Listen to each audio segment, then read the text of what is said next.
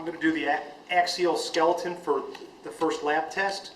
I'll start with the skull, and this is the frontal bone in back. Posterior, the occipital bone. Structures on the occipital bone are the foramen magnum, which is the large hole. On each side, the occipital condyles. The external occipital protuberance is the bump on the back of the head. You can abbreviate this EOP. All right? Parietal bones. On the side, temporal bone will be right here. This is the flat part of the temporal bone. And then parts of on the temporal bone itself, the mandibular fossa is where the mandible will go, part of the TMJ joint. Let's see. The squamous part of the temporal bone is here. External acoustic meatus is the hole where your ear is. Okay. Mastoid process. And then right next to it is the sharp pointy thing, or styloid process. Internal acoustic meatus, we're going to have to get inside the skull here, and will be inside. This hole will be internal acoustic meatus. Okay. Carotid canal. You first have to find the sella turcica, and then off to the side of that, these two holes will be the carotid canal. And then we'll need to, for jugular foramen, we need to find the foramen magnum. And off to the sides there of the foramen magnum are the jugular foramen. Okay? Sphenoid bone is right here, the butterfly-shaped bone. The sella turcica we've already discussed right here. It looks like the saddle. Then we get into the three holes here, which are probably hard to photo. There's a round hole, a triangular hole here, and another round hole where we're kind of looking through the sphenoid bone, trying to look through the eyes, the eye holes there.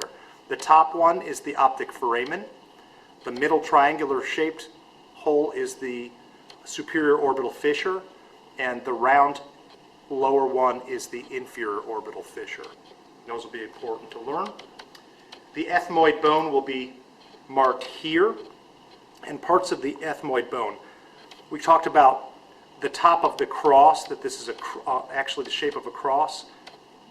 Top of the cross is crista Galli, and the floor of the ethmoid bone here is the cribiform plate. Okay, a little bit hard to mark that on the test for those purposes. Back out here, upper jaw is the maxilla. On the maxilla, here's the roof of your mouth will be the palatine process. Infraorbital foramen is here, basically, which means hole under your eye.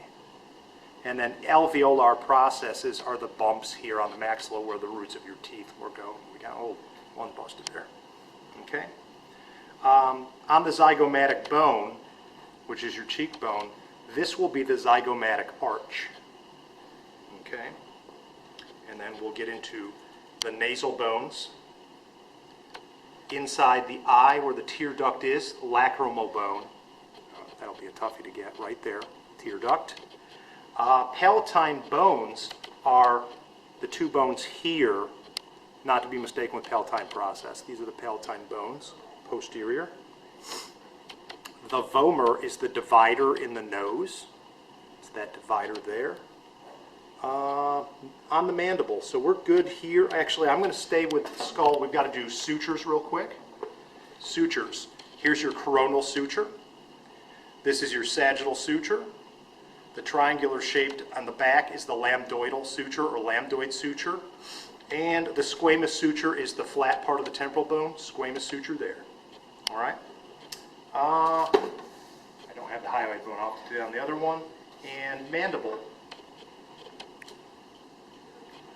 This is the ramus of the mandible, coronoid process, mandibular condyle, mandibular notch.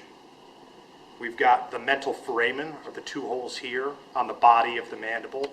Inside the hole here on the ramus is the mandibular foramen, and mandibular notches in between coronoid process and mandibular condyle there. and that is that. Now let me go through the ilium sacrum and this quickly. How are we doing time-wise? Good? Okay. All right, let's go with the ilium. All right, iliac crest. Let me get right where I need to be.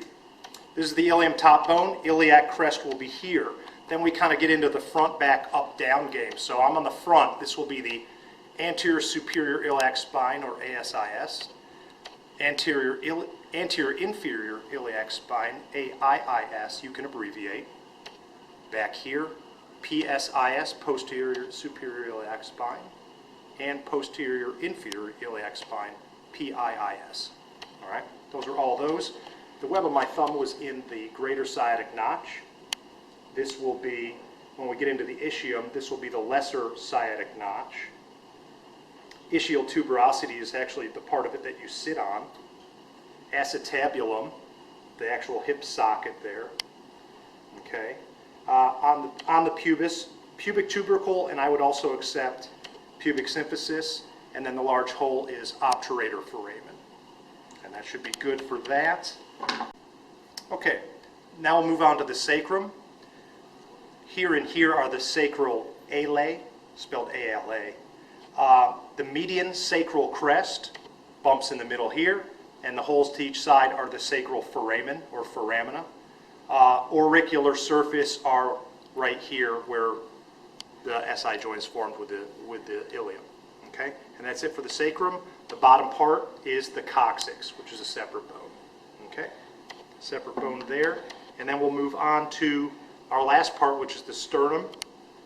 Parts of the sternum first are the manubrium up top, which also includes the jugular notch, which will be here and here. This is the body of the sternum, and then the xiphoid process. Then we're kind of switching gears into the ribs. All of this is actually supposed to be cartilage on this model, so this would be the costal cartilage, even if it's here or here. Now, how the word questions typically is the type of rib that would attach here would be the vertebrosternal rib, as opposed to down here lower, where it comes together with cartilage. This type of rib that connects here would be a vertebrochondral rib, and that should be it.